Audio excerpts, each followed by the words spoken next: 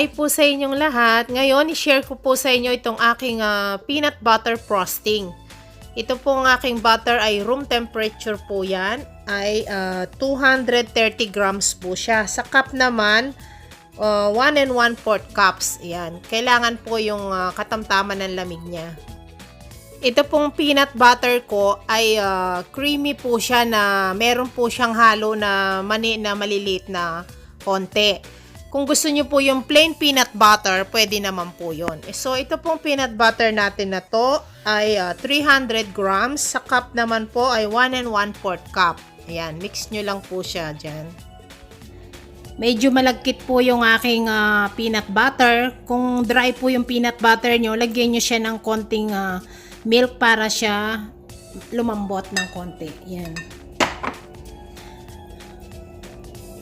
At ito pong ating vanilla ay lagyan po natin ng 1 teaspoon lang po. Ayan. Ngayon, gagamitan po natin ng hand mixer yan. Pagaluin muna po natin.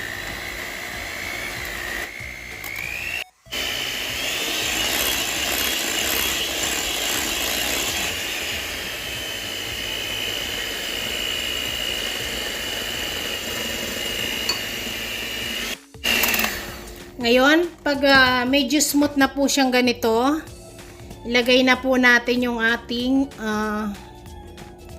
sugar na ito pong sugar ko ay 170 grams powder sugar. Ayan.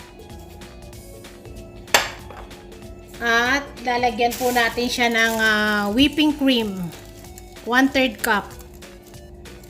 Ayan. Yung malamig na malamig po yung whipping cream ninyo, ha. Ayan.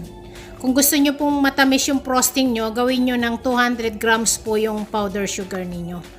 Ang ginamit ko pong peanut butter dyan ay yung medyo may mani siya ng konti. Yung hindi siya creamy. Kayo po kano yung gusto nyong gamitin. Ayan. Beat lang po natin ito ngayon hanggang siya ay maging frosting ang dating.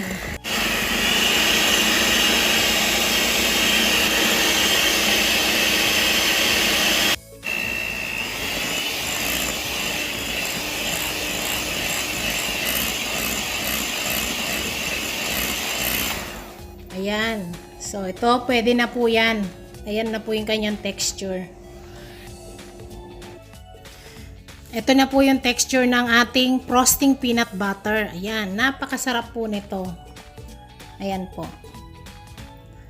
Kailangan po ganito po yung kanyang texture. Ayan. Ngayon, gawin po natin. Lagay muna po natin ito sa ref.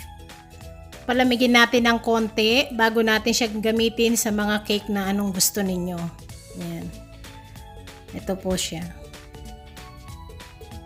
Kung meron po kayo nakikita na parang brown na maliliit na ganyan, ito po kasing ginamit kong peanut butter. Ayan.